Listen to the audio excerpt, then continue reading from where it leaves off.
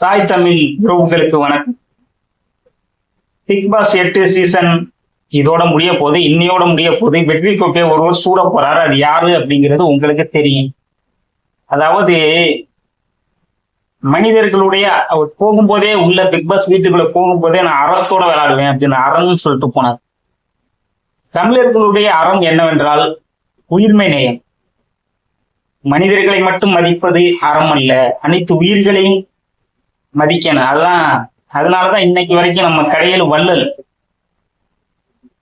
வள்ளல்னு சொல்லக்கூடிய அதியமான், பேகம், ஆரி, ஓரி இந்த மாதிரியான கடையில் வள்ளல்கள் இருக்க அவங்கள பத்தி இன்னமும் அவங்க பேசுறதுக்கான காரணமே அவங்க உயிர்மை நேயவாதிகளா இருக்க. மனிதர்களும் நாமளும் இன்றைய காலத்துல வாழ்ற நம்மளும் உயிர்மை நேயவாதிகள் தான். ஆனா அது எல்லோரும் வெளிப்படுத்துறது இல்லை. வன்மங்கள், அடுத்தவன் நல்லா இருந்தா பிடிக்கிறது இல்லை, இந்த மாதிரி கெட்ட எண்ணங்களால இன்னைக்கு மனிதன் வாழ்ந்துகிட்டு தான். அந்த எண்ணங்கள் நல்லவைகளாக இருந்தால் எல்லோருமே அறத்தோடு வாழ்பவர்கள் தான். அதனாலதான் இன்னைக்கும் பொங்கல் கொண்டாடுறோம். மாட்டுக்கு, ஆட்டுக்கு சாப்பிடுற உணவுல இருந்து, உதிக்கிற சூரியன்ல இருந்து, கடல்ல ஓடுற தண்ணீர் எல்லாத்தையுமே உணங்குறோம். புல்லு, பூண்டு, செடி, கொடி, மலை, ஆறு இது எல்லாத்துக்குமே உணர்வுகள் இருக்கு. அதை நம்ம மதிக்கணும். அதுதான் தமிழர்களுடைய அறம். ஒருத்தனை நம்ம ஒரு இடத்துல போறோம்னா நம்ம ரொம்ப மதிப்பை எதிர்பார்ப்போம். நம்மளை மதிக்கணும், நம்மகிட்ட ரெஸ்பெக்ட் கொடுத்து பேசணும் அப்படின்னு நம்ம எதிர்பார்ப்போம். அதுக்கு முன்னுதாரணமாக நம்ம இருந்தாதான் நமக்கு அந்த மதிப்பு கிடைக்கும். நம்ம போயிட்டு ஒருத்தனை வாடா போடா அப்படி இப்படின்னு பேசிட்டு வந்தாவா பண்ணிட்டு நம்மளை மதிக்க மாட்டாங்க அந்த இடத்துல அப்படின்னு சொன்னா அது நம்ம மேலேதான் தவறு. ஏன்னா நீ சரியாக இருந்தால் உன்னை நீ சரியாக வழிநடத்துவார்கள். உன்னை மேலும் தவறாக வழிநடத்தினா நீ சரியான இடத்துக்கு நீ போகணும். அதுக்கு நீ முயற்சி பண்ணணும். முயற்சி கைவிடக்கூடாது, ஓடிக்கிட்டே இருக்கணும். இதுக்கு எல்லாத்துக்குமே முன்னூறு உதாரணம் யாருன்னு பார்த்தா முத்துக்குமரன் எனும் சிவகங்கை மாவட்டத்துல ஒரு தண்டல் அப்படின்ற இடத்துல இதுக்கு பிக் பாஸ்ல இன்னைக்கு வெற்றி கோப்பையை சூட போறாரு. அதுக்கெல்லாம் காரணம் என்னன்னா அவருடைய விடாமுயற்சி, தன்னம்பிக்கை, எல்லாமே காரணம். எண்ணங்கள், சிந்தனைகள், தெளிவான பேச்சுகள், பேச்சாற்றல், அறிவாற்றல் எல்லாத்திலுமே சிறந்து விளங்கியதால் ஒன்றும் இல்லை, முயற்சி வேணும். ஃபர்ஸ்ட் முயற்சி பண்ணா முயற்சி கண்டிப்பா எல்லாருக்கும் கை கொடுக்க அப்படின்னு ஒரு சாதாரண ஒரு இளைஞனா இருந்தது, ஒரு கிராமத்துல இருந்தது, ஒரு தெரியப்படாத ஊர்ல இருந்துட்டு போயிட்டு இன்னைக்கு பிக் பாஸ் வீட்டையே தென்னர் அடிச்சாப்புல. பெருசா ஒன்றும் அலட்டிக்க கிடையாது, ஒண்ணுமே பண்ண கிடையாது. திறமையான விளையாட்டு, கூர்மையான சிந்தனை புத்தி, ஒவ்வொரு பேச்சும் அப்படியே கண்ணீர் கடையர்னு தமிழ் வெல்லும் அப்படிங்கிறது மாதிரி இயல்பா பேசுறது கூட அப்படியே உள்ளா இருந்து அழுத்தமான வார்த்தைகள். தமிழ் எவ்வளவுடைய பவர் அப்படிங்கிறது முத்துக்குமரன் மூலம் எல்லோருக்குமே தெரிஞ்சிடும்.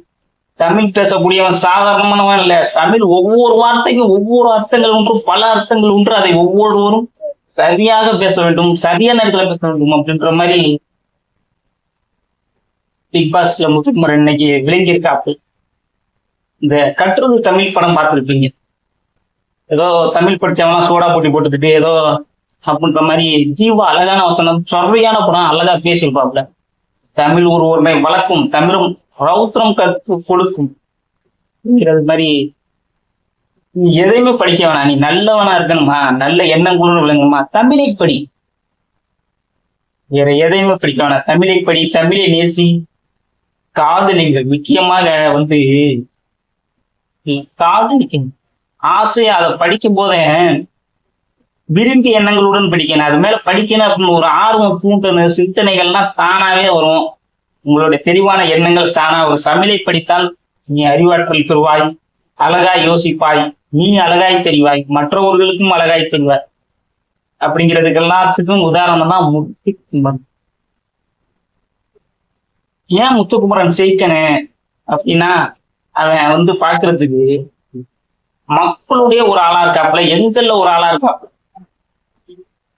எந்த இடத்துலயும் தன்னை ஒரு ஏற்கனவே ஒரு பல சேனல்கள்ல, யூடியூப்ல, இதுல எல்லாம் வலைத்தளங்கள்ல எல்லாம் இருந்திருக்காப்டா. அவரை நீங்க பார்த்திருக்கலாம், நிறைய இடத்துல பார்த்திருக்கலாம்.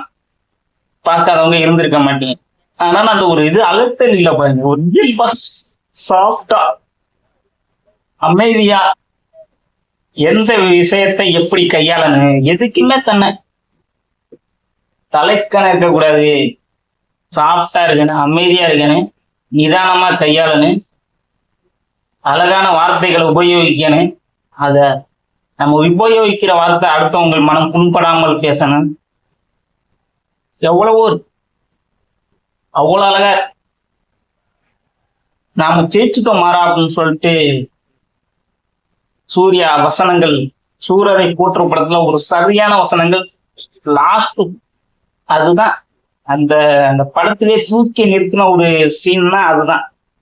ஊர்வசி மேம் வந்து சூர்யாக்காக எப்படியாச்சும் ஜெயிச்சுட்டா மாறா அப்படின்னு சொல்ற மாதிரி தமிழ்நாட்டுல உள்ள தமிழக மக்கள் எல்லாருமே இன்னைக்கு குமரனை பார்த்து குமரா கைவிட்டுறாதரா, எப்படியாச்சும் ஜெயிச்சிருதா அப்படின்ற மாதிரி இருக்கு. அந்த அளவுக்கு ஒரு தாக்கத்தை, ஏன்னா குமரனை பார்க்கும்போது அடுத்தாளா பார்க்க தோணல், நம்மள ஒருத்தனா பார்க்க தோணுது, நம்மள ஒருவனா பார்க்க தோணுது. அதனாலதான் அந்த எண்ணங்கள். இப்ப பிக் பாஸ்ல யாரு ஜெயிச்சாலும் வந்து தமிழ்நாட்டுல கொண்டாடுறோமோ இல்லையோ, முத்துக்குமரன் ஜெயிக்கிறத தமிழகம் எங்குமே கொண்டாடுவோம், தமிழ்நாட்டு மக்கள் எல்லோருமே கொண்டாடுவோம். இது போன்ற நல்ல செய்திகளை தெரிந்து கொள்ள நம்முடைய சேனலை சப்ஸ்கிரைப் பண்ணுங்க. நான் உங்கள் திருமாறன். நாம ஜெயிப்போம் மாறா, கூடயே சேர்ந்து பயணிப்போம், ஒன்றாக பயணிப்போம், வெல்வோம். மறக்காம சப்ஸ்கிரைப் பண்ணிக்கோங்க. நன்றி, வணக்கம்.